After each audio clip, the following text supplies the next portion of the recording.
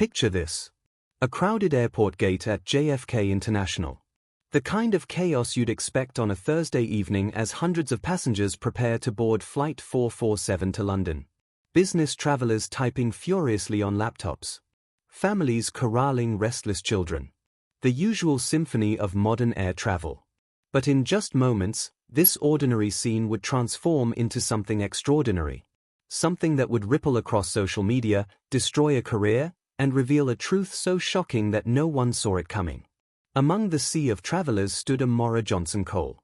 8 months pregnant, graceful despite her obvious discomfort, dressed in a simple but elegant navy dress.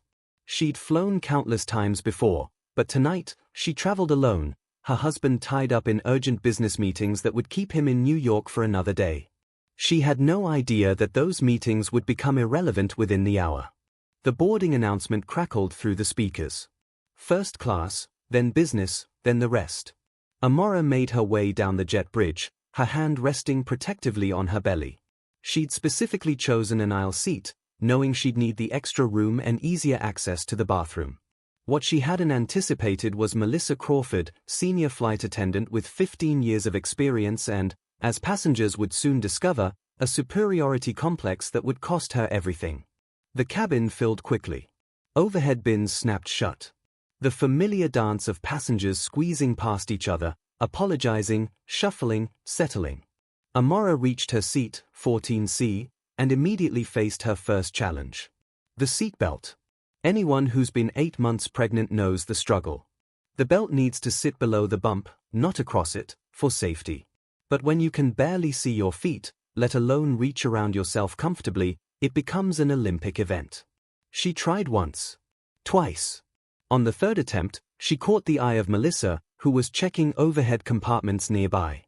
Melissa was everything you'd expect from a senior flight attendant: perfectly coiffed blonde hair, immaculate red lipstick, pressed uniform without a single wrinkle.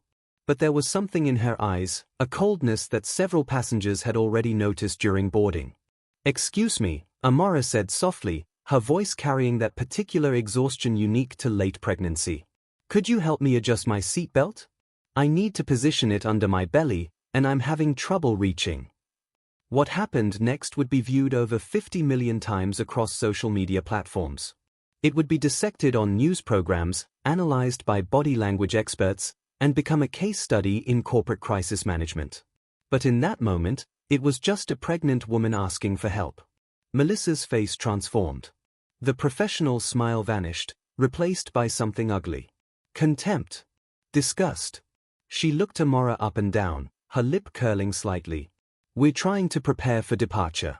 You're holding everyone back." The words themselves were bad enough, but it was the tone that made nearby passengers look up from their phones. Dripping with disdain. Unnecessary. Cruel. Amora blinked, certain she'd misheard. "I'm sorry, I'm just asking for help with my seatbelt. It'll take 10 seconds. If you can't manage something as simple as a seatbelt, perhaps you shouldn't be flying in your condition." Melissa's voice had risen now. Passengers in rows 12 through 16 were all watching. A teenager in 15B slowly raised his phone, hitting record. "My condition." Amora's voice remained calm, but there was steel beneath it. "I'm pregnant, not incapacitated.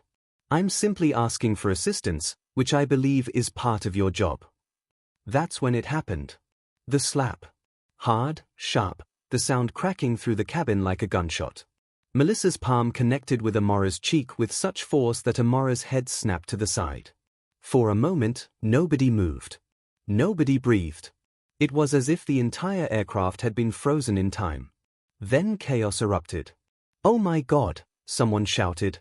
"Did she just... I got it on video. Someone call security." Phones appeared from every direction. The teenager in 15B kept his camera steady, capturing everything. A businessman in first class stood up, craning his neck to see what was happening. Parents covered their children's eyes. And through it all, Amora sat perfectly still, her hand pressed to her burning cheek, tears sliding silently down her face. Melissa seemed to realize what she'd done. For just a second, fear flickered across her features. Then, incredibly, she doubled down. "She grabbed me first. You all saw it." This woman assaulted me. But the passengers had seen no such thing. What they'd witnessed was an unprovoked attack on a pregnant woman whose only crime was asking for help.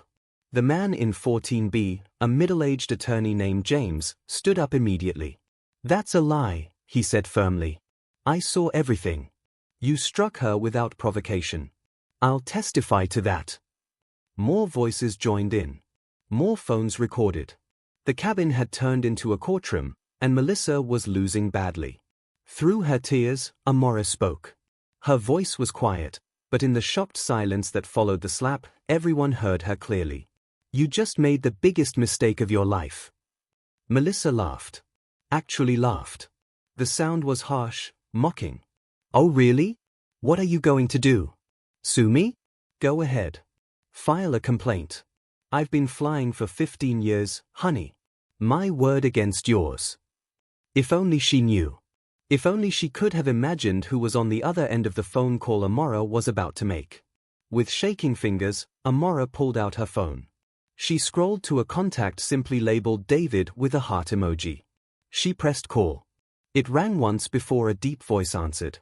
"Hey baby, how's the flight?" "David." Her voice broke.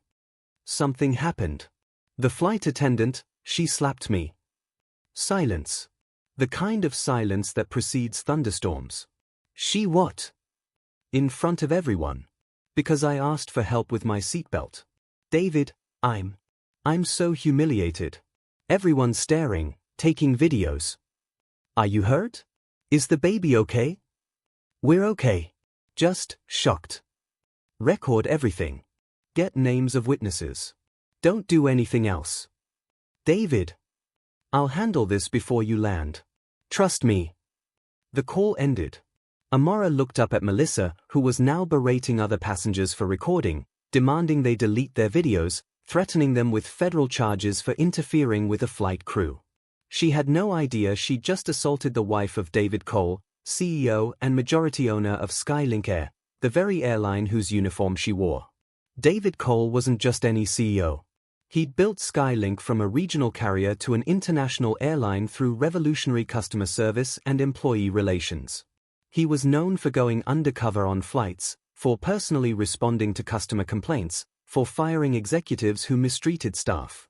He had a reputation for fairness, but also for swift, decisive action when lines were crossed.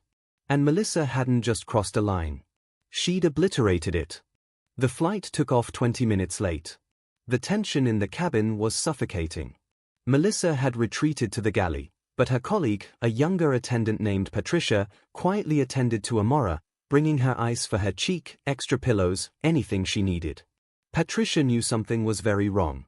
In her 3 years of flying, she'd never seen Melissa lose control like that. But she'd also noticed Melissa's pattern of behavior, always worse with passengers of color, always ruder to those she perceived as beneath her. Meanwhile, Amora's phone buzzed with text after text from David. "Legal team notified. PR standing by. Security will meet the plane. Every executive knows. I'm so sorry this happened to you. She'll never work in aviation again." The businessman who'd recorded everything from first class, Robert Harrison, a tech entrepreneur, had already posted his video to Twitter. Within an hour, while the plane cruised at 38,000 feet over the Atlantic, the hashtag #JusticeForAmora was trending. The video was brutal in its clarity. You could see everything: Amora's polite request, Melissa's cruel response, the slap, the lies afterward. Comments poured in by the thousands. "This is disgusting. I hope she loses her job. That poor woman. Pregnant and humiliated. Skylink Air better handle this right. Boycotting until they fire her." What the commenters didn't know was that Skylink's social media team was already in crisis mode. They'd been alerted by David personally. The company's stock price had started to dip in after-hours trading. News outlets were picking up the story. CNN had reached out for comment. The airline industry, already battered by public relations disasters, couldn't afford another scandal. But David Cole had a different perspective. This wasn't a disaster. This was an opportunity. An opportunity to show the world how a company should respond when one of their employees commits an unconscionable act. An opportunity to stand for something more than profit margins and quarterly earnings. 6 hours into the flight, Melissa still hadn't grasped the magnitude of her mistake. She performed her duties mechanically, avoiding the section where Amora sat. She told herself the whole thing would blow over. A passenger complaint, a slap on the wrist maybe, at worst a suspension with pay while the union fought it. She'd weathered complaints before. This would be no different. How wrong she was. The captain received an unusual message from ground control. Not about weather or routing, but a direct communication from corporate headquarters. The CEO would be meeting the flight personally. Security would be present. Local law enforcement had been notified. The captain read it twice, unable to believe what he was seeing. In 20 years of flying, he'd never received a message like this. He called Melissa to the cockpit. "We have a situation," he said carefully. "Corporate is aware of an incident involving you and a passenger. The CEO will be meeting our flight." Melissa's face went white. The CEO? Why would David Cole care about a passenger complaint? The captain shrugged. He didn't know the full story yet. But something in Melissa's reaction told him she knew she'd crossed a line. As the plane descended toward Heathrow, Amora's phone lit up with messages of support. The video had gone mega-viral. Celebrities were weighing in. Civil rights organizations were calling for Melissa's immediate termination. But Amora felt no satisfaction. She was exhausted, humiliated, and 8 months pregnant. She just wanted to get off the plane and into her husband's arms. The landing was smooth, but what happened next was anything but. As the plane taxied to the gate, passengers could see an unusual gathering on the jet bridge. Security personnel. Officials in suits. And in the center of it all, a tall man in an impeccable charcoal suit. David Cole looked like he'd stepped out of a boardroom, because he had. He'd taken the company jet, flying through the night to arrive just minutes before his wife's flight. The cabin door opened. The captain's voice came over the intercom. "Ladies and gentlemen, please remain seated. We have a situation that needs to be addressed before deplaning." Melissa stood near the door, her face a mask of professional calm hiding the storm of anxiety beneath. She watched as the suited figures entered. Her eyes passed over them dismissively until they landed on David Cole. She recognized him from company newsletters, from training videos. The CEO. Here. Now. But instead of addressing her, David walked past her like she didn't exist. He moved through first class, through business, into economy. Passengers whispered, phones came out again, recording this unexpected development. David's eyes scanned the cabin until they found what they were looking for. Amora. His wife. The mother of his unborn child. Sitting in 14C with a visible red mark still on her cheek. The moment their eyes met, Amora broke down completely. 8 hours of holding it together, of maintaining dignity in the face of humiliation, crumbled. David reached her in 3 strides, pulling her into his arms as she sobbed into his chest. "I'm here," he whispered. "I'm so sorry. This never should have happened." The entire cabin watched in stunned silence as the truth dawned on them. The pregnant woman who'd been slapped wasn't just any passenger. She was the CEO's wife. Melissa's legs nearly gave out. She gripped the galley counter for support as the full weight of her actions crashed down on her. She'd slapped the CEO's wife. On camera. In front of dozens of witnesses. Her mind raced, searching for excuses, for ways to spin this, but there were none.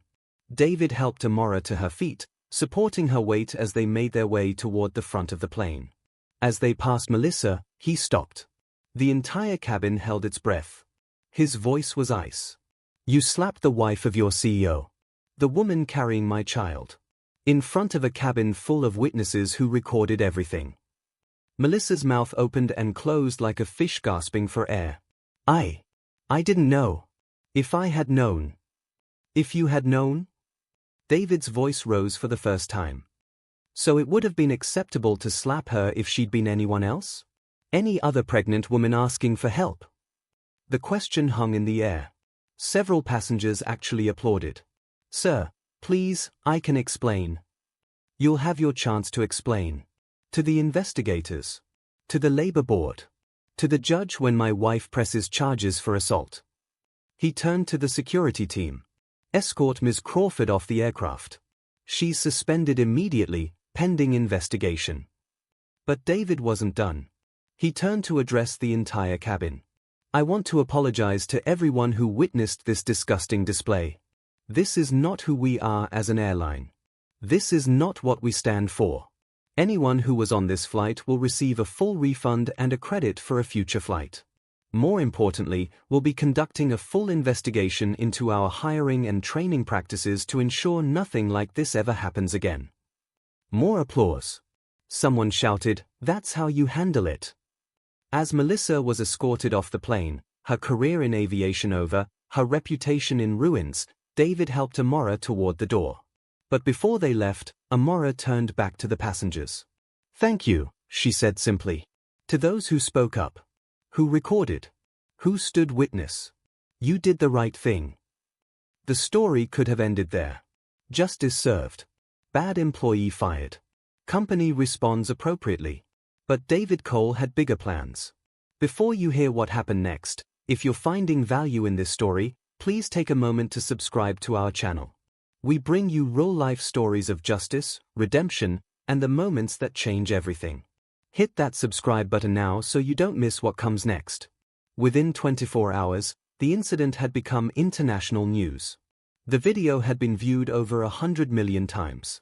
Melissa Crawford became the face of everything wrong with customer service, with racial discrimination, with the abuse of power.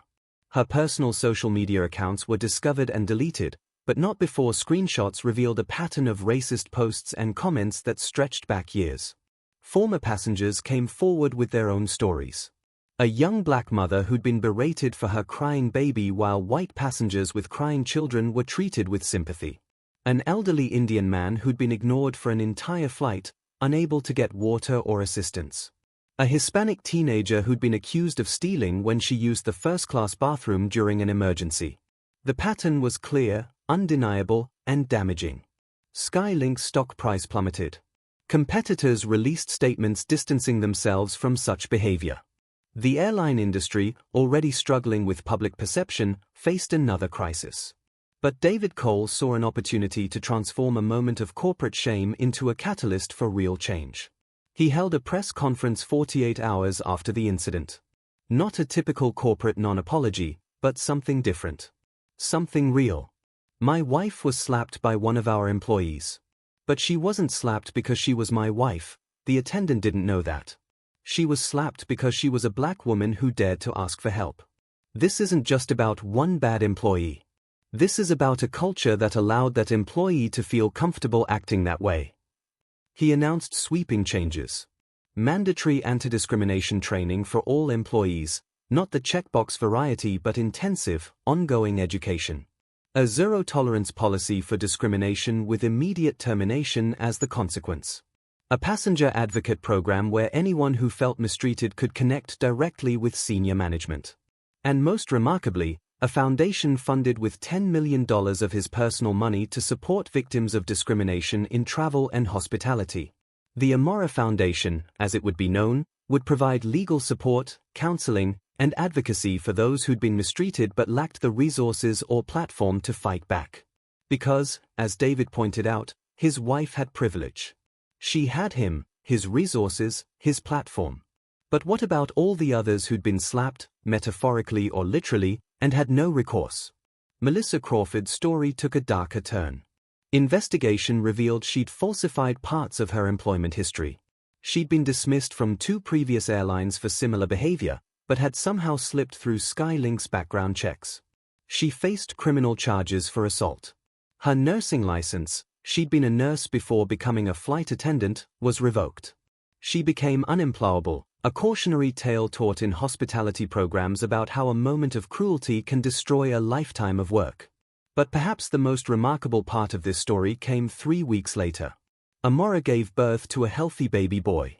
They named him Justice, not as some grand statement, but because, as Amora explained in an exclusive interview with Oprah, he came into a world where people stood up for what was right. Where strangers became advocates. Where a moment of hate was overwhelmed by an outpouring of love. During that interview, watched by millions, Amora said something that would become a viral quote, printed on t-shirts and shared in motivational posts. "It wasn't about power. It wasn't about my husband being who he is. It was about dignity. No one deserves to be disrespected for the color of their skin or their condition."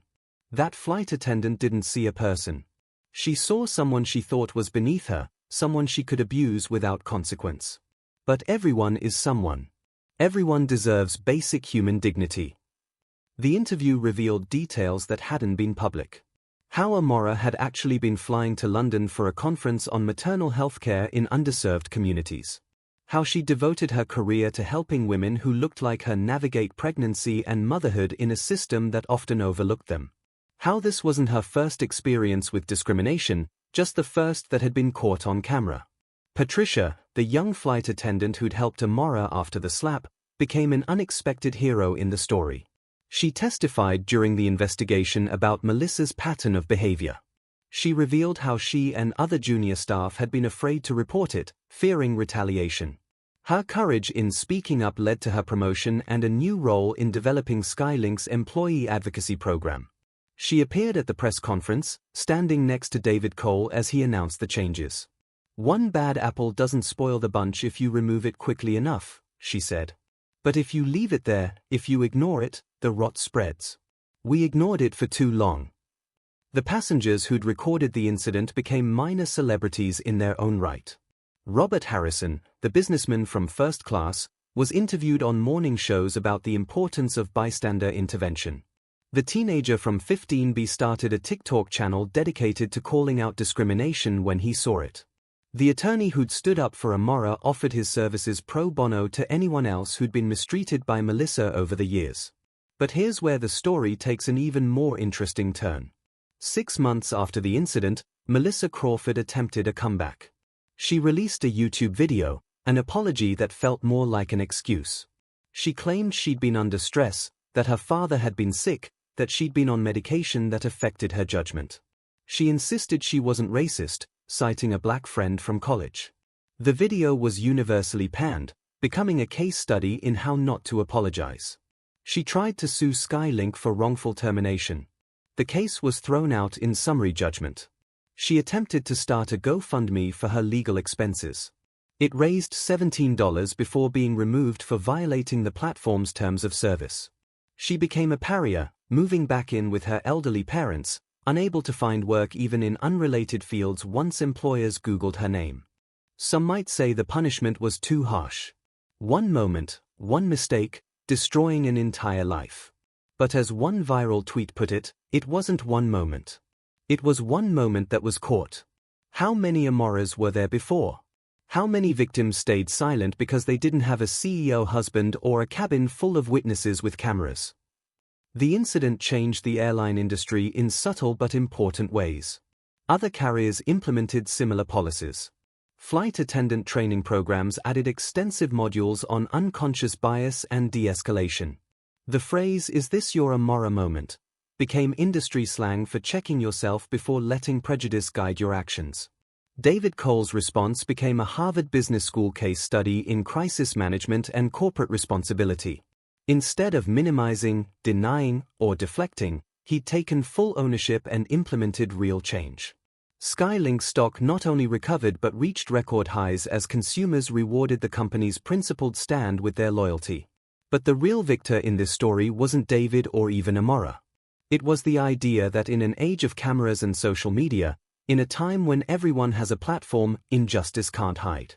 The flight attendant who thought she could slap a pregnant black woman without consequence because she'd done similar things before learned that the world had changed. The passengers who might have previously stayed silent learned that speaking up matters. The companies that might have swept such incidents under the rug learned that transparency and accountability are not optional. A year after the incident, Amora returned to the same route, New York to London. This time, she flew with her baby son, Justice, and her husband. The crew, aware of who she was, treated her with professional courtesy, not because she was the CEO's wife, but because that's how every passenger should be treated. As the plane took off, she posted a photo to Instagram. Her, David, and baby Justice, all wearing seatbelts properly positioned. The caption read simply, "Sometimes the worst moments lead to the greatest change." The post went viral, of course. Everything about this story had. But more importantly, it served as a reminder. A reminder that how we treat others when we think no one is watching, when we believe there will be no consequences, reveals who we truly are. Melissa Crawford thought Amora was nobody special, just another passenger she could abuse. She was right about one thing: Amora wasn't special because she was married to a CEO. She was special because she was a human being deserving of dignity and respect. Just like every other passenger on that plane. Just like every person we encounter in our daily lives. The ripple effects continued.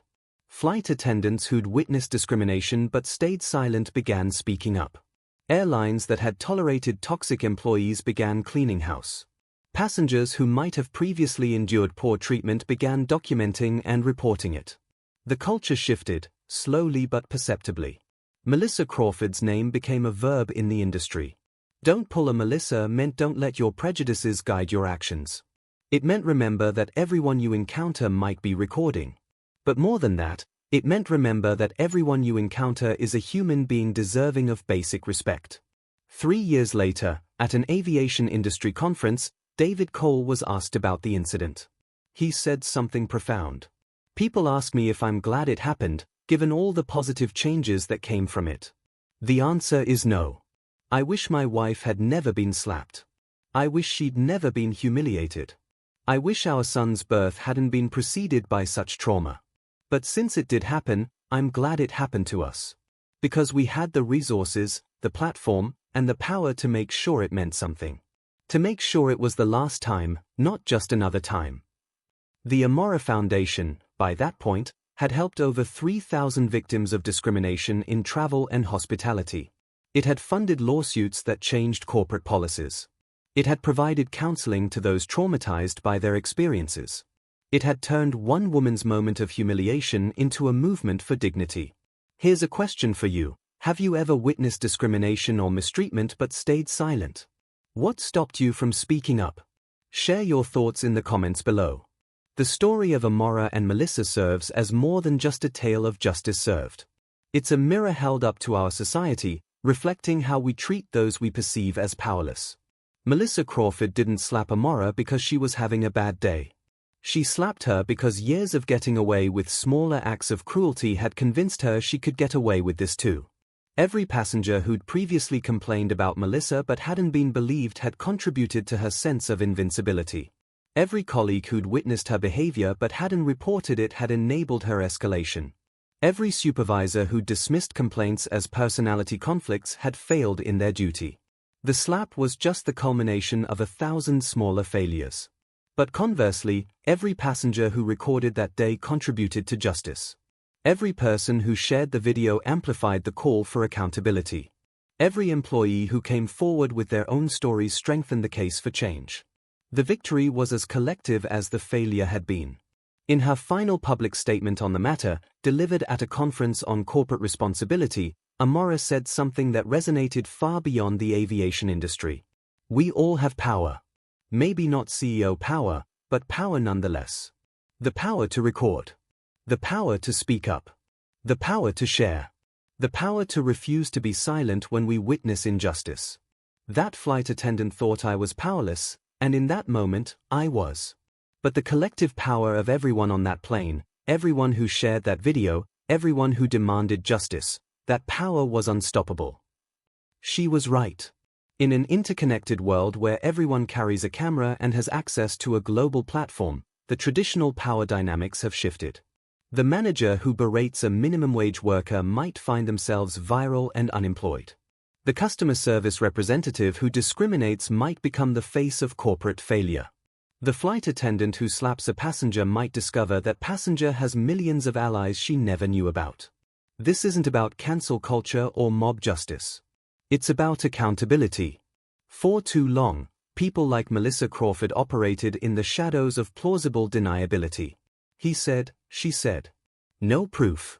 Just another complaint to file away.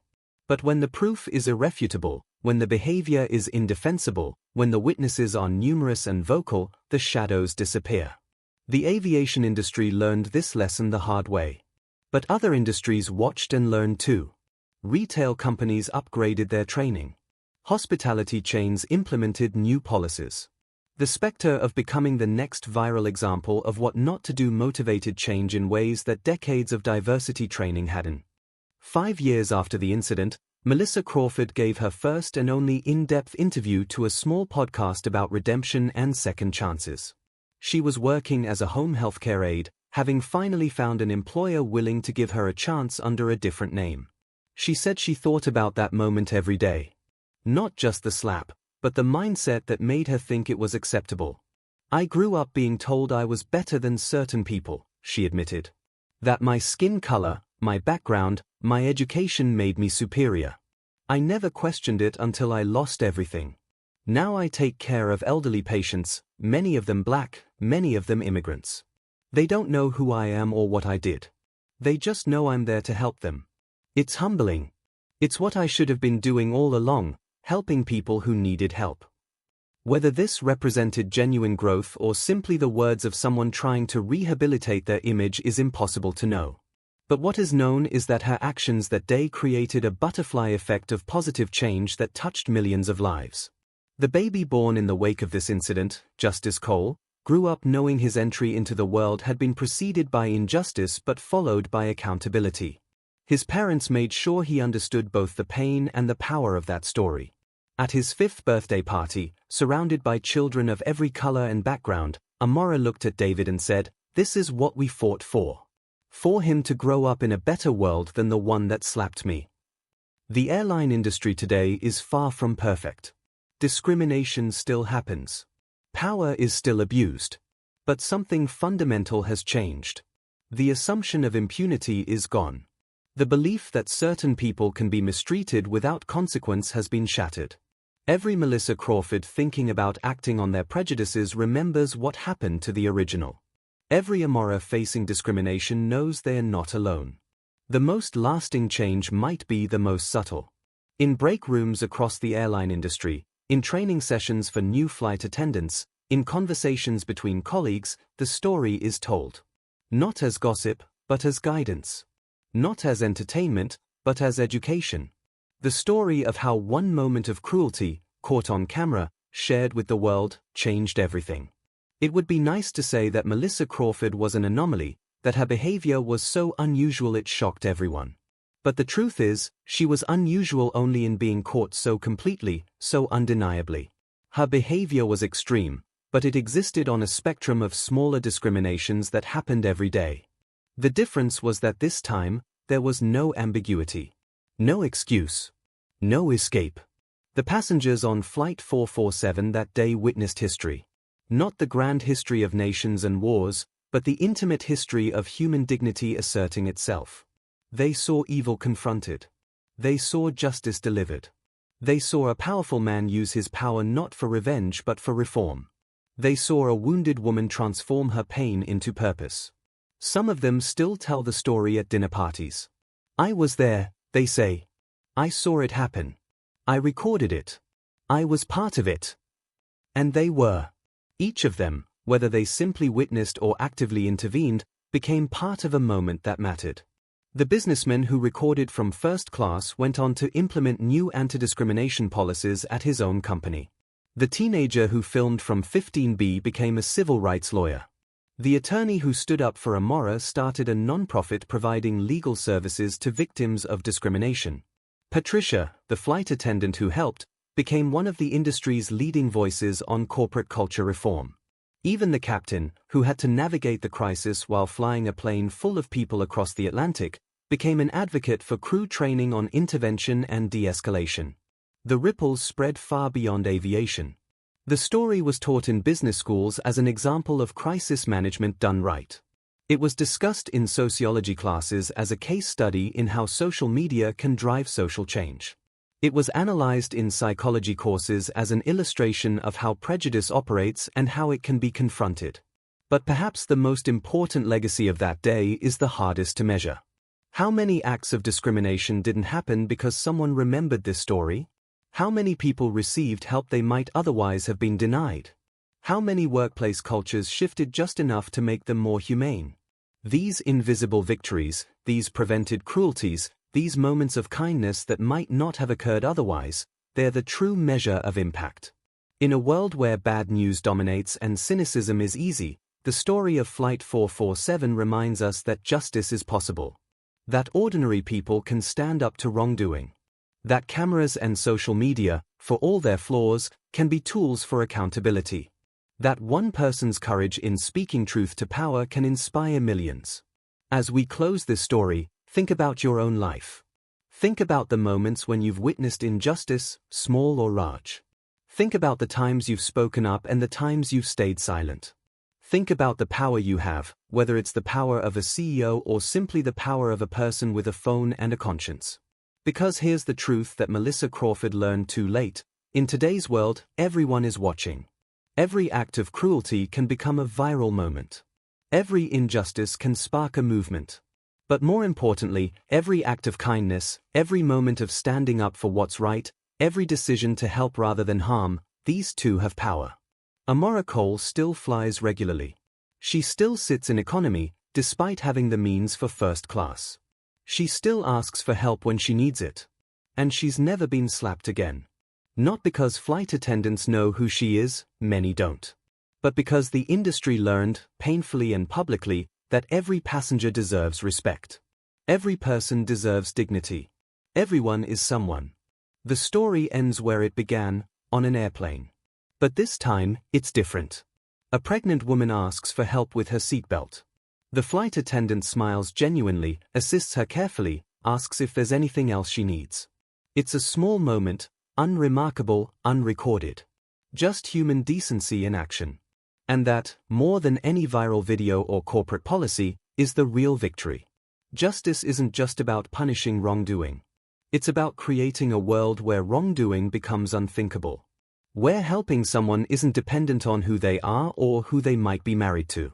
Where dignity isn't a privilege but a right. Where power is used not to oppress but to uplift.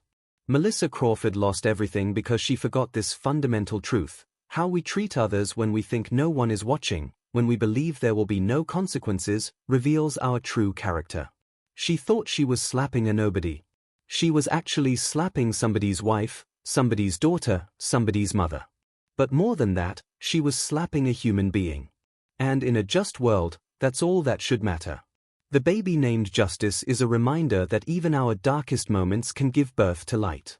That even our greatest humiliations can become our most powerful triumphs. That even when we feel most powerless, we might be on the verge of discovering just how powerful we really are. This isn't just Amora's story. It's not just Melissa's cautionary tale. It's our story. A story about who we are, who we want to be, and the world we're creating together. A world where a slap doesn't go unanswered. Where discrimination doesn't go unchallenged. Where every person, regardless of their station, their color, their condition, can ask for help and receive it with dignity and grace. The flight is over. The story is told. But the lesson lives on.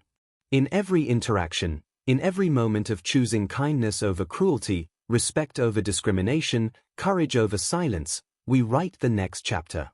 We decide whether we'll be the ones who stand up or stay seated. Who record or look away. Who help or harm. The choice, as it always has been, is ours.